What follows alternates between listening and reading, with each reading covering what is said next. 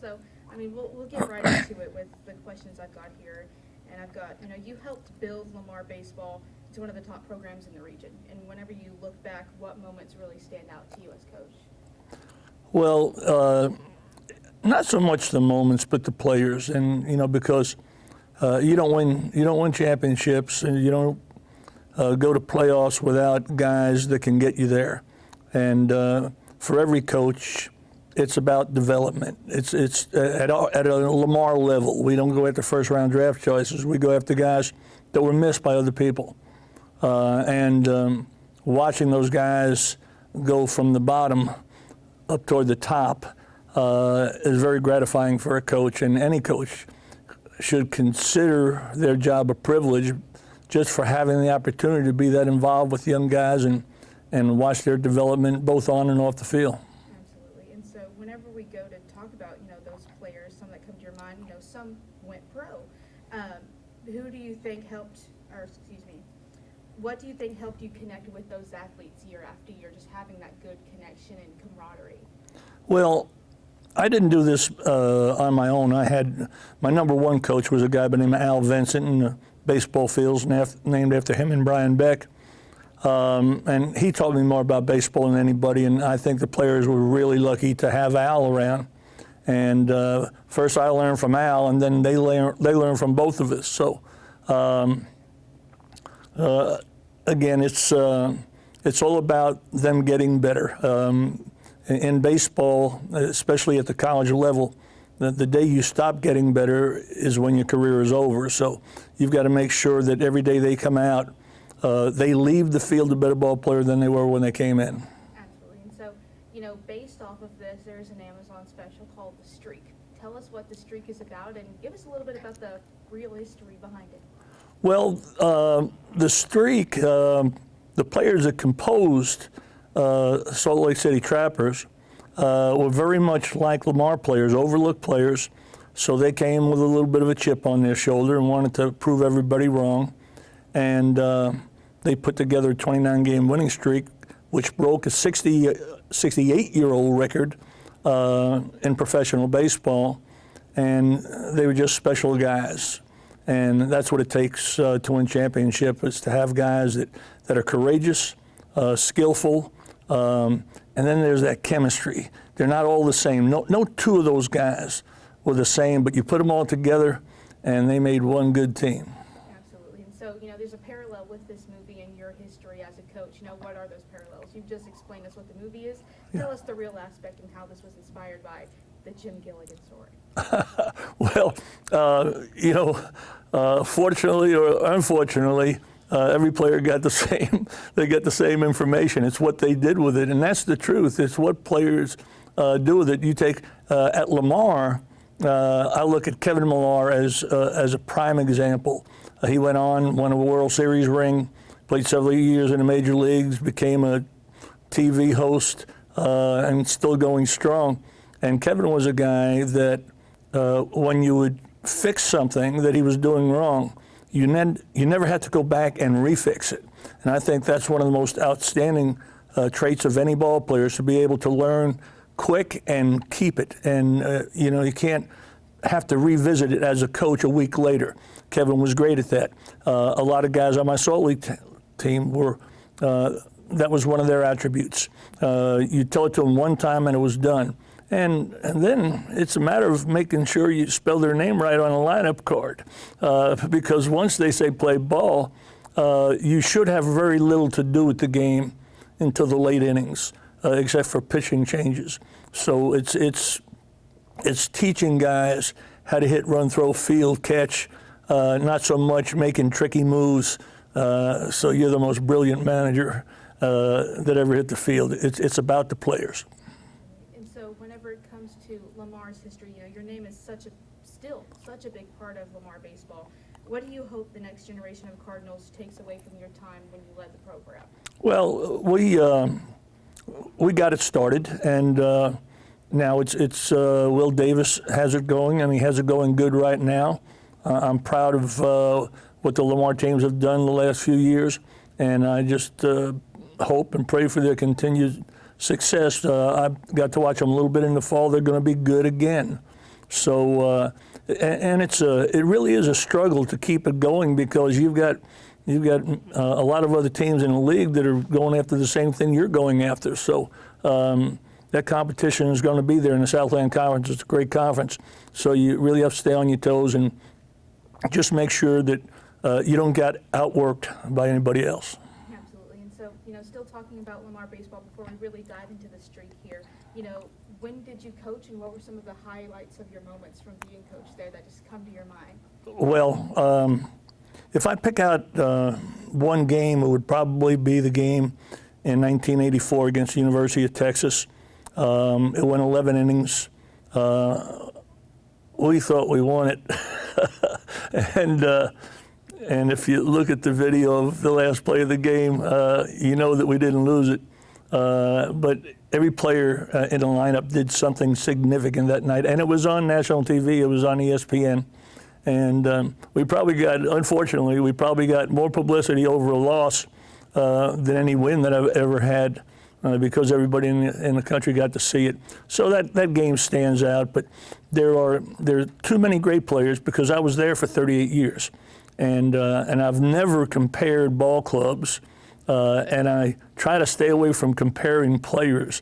They're good in their own right and sometimes in different ways. So highlights are hard to. The point. It has to be the question has to be a little bit more exact for me to tell you something. If you ask me something about a certain team, I'd give you an answer. But I hate to compare the teams because I think it slights some of the other teams. But I've had so many good ball players.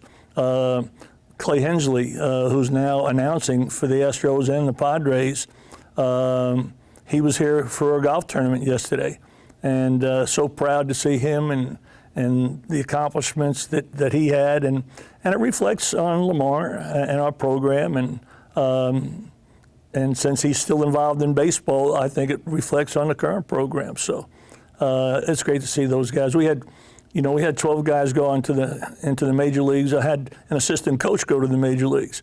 It's always fun, but baseball aside, what a lot of the players have done off the field for Lamar and for Salt Lake, it makes me real proud. We have doctors and attorneys and had a state senator and just too many guys to name. But I'm proud of the men that they've become, and that's what this the Streak movie is about. It's about the 29-game winning streak and how we did it. But then it stops and it goes to 35 years later and what they're doing. And I think it's pretty interesting. A lot of guys were crying when they saw the movie in Salt Lake. A lot of people in the audience were crying and laughing. So I like it. It's about my team, and they're getting recognized 38 years later. So that warms my heart. And so, you just talked about the streak, and that's what we're going to start talking about, is that it helps take viewers inside an incredible run in baseball history. Whenever you watch the films, what memories or emotions come flooding back to you that you relived? Well, it's, first of all, as is mentioned in the movie, going on a 5-game winning streak is a big deal for any team. I don't care what level you're at. It gets up to 10. That's unbelievable. But it creates attention.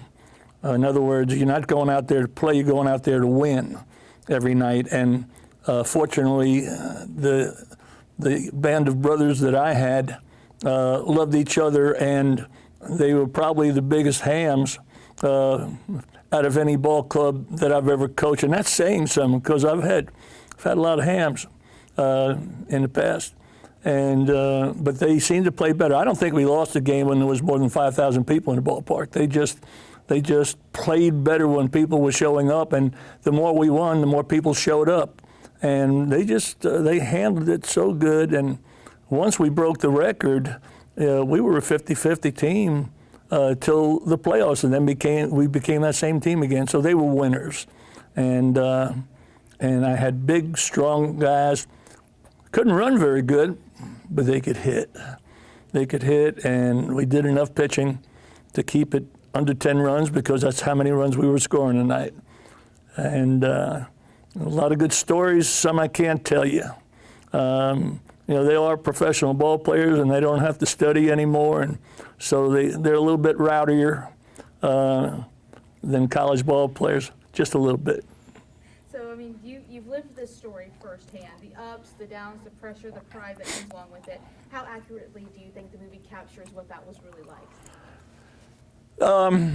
The movie was accurate. It's just that it'd have to be a 3-part movie to get the whole thing, because there were some stories that were really great stories. I don't know if they decided to keep it a little bit more PG and not tell some of these stories. A lot of curfew stories, but it was certainly accurate. I wish it would have been a 3-parter, because some of the stories that were untold were certainly worth mentioning. And so the streak is more than just a baseball story. It's about leadership, resilience, and team chemistry. What do you think kept your players locked in through all of those games? They loved each other. They really did.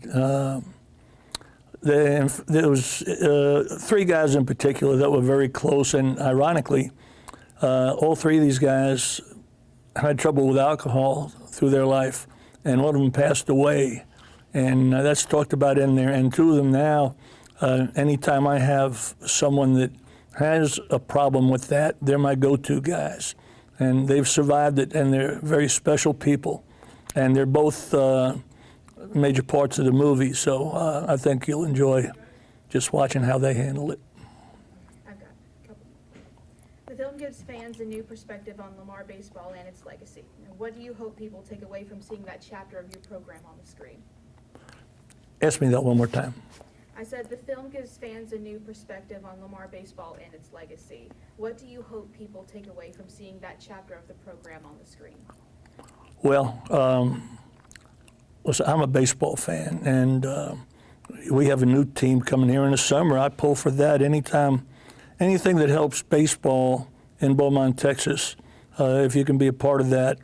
And I feel like I have been over the years, just through our baseball camps and Lamar program. And I'm just a baseball guy, and anything, if you're a baseball guy and it's your life, any contribution you can make. And I feel like our Lamar players, past and present, I think are a healthy addition to Southeast Texas.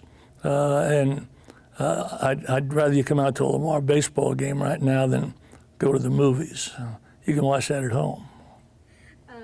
And so, for the idea of the streak, when were you approached about making this into a movie? How long has this process been for you? It's been about 3 years, and they put a lot into it. We had 2 Japanese players. They went to Japan to interview them, and they put a lot of time into it. And Huey Lewis, if you remember Huey Lewis, Heart of Rock and Roll, he came in. I let him coach first base for a few innings, and he sung the national anthem. And after the game, he tended bar at the hangout that all the guys used to go to. And so his music is in the movie, and he's in the movie, does a really great job on it. Fabulous guy. He thought he wanted to be one of those guys until he found out what the pay was. When we told him the pay was $500 a month, he said, no, I'll continue singing. But he did a great part in the movie. And so, whenever it comes to just how long the process took, or funny things that happened, while you were with these characters that are portraying this story, what whether it's memories that come to your mind, or just funny moments, or people that were involved that, we may know but we'll never meet. Yeah, well, Bill was there 3 or 4 times during the summer, and it was always fun when he came to town, because you never knew who he was going to come to town with. Huey Lewis got off the plane with Bill and came into our dugout, and they were in the champagne section, so they were feeling pretty good. But it just gave me a thrill that Huey Lewis was going around my dugout getting autographs from these minor league ball players, and having to introduce himself to these guys, and they all knew who he was. Brian Dolmery, Bill's brother, was with us for the entire summer.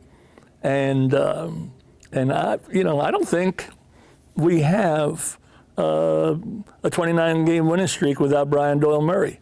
He had an influence.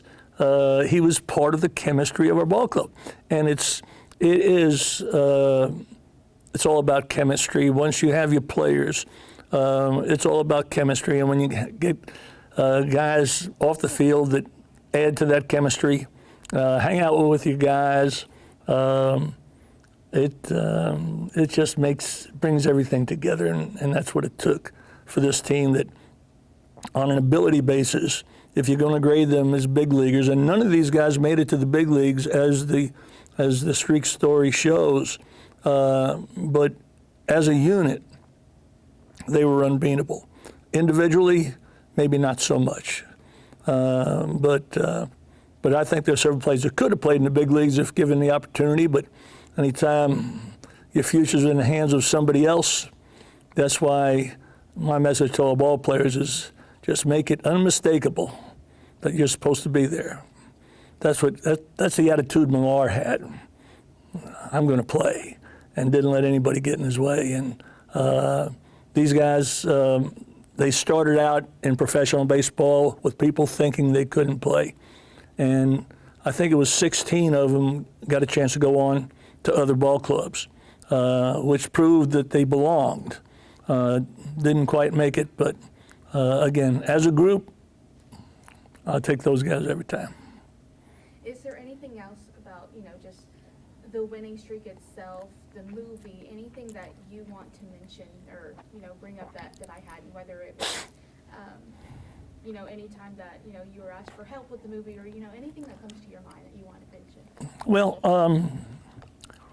I tell you what, I just I recommend you watch it and just learn a little bit from these individual guys, because one of the main characters is Frank Shady Colston. I don't know how he got the name Shady, but I think I do. But he's a hard guy to control. And fact of the matter is, as a coach, you really don't try to control your players.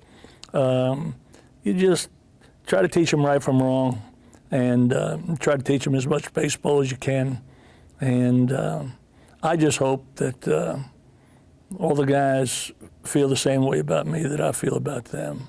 It's all about relationships in life, and I know when I retired, the first thing I did was take my cell phone, and every jerk that's in there I deleted. And so I've got a cell phone full of great people. And I would recommend in life that you hang around the great ones and discard the other ones.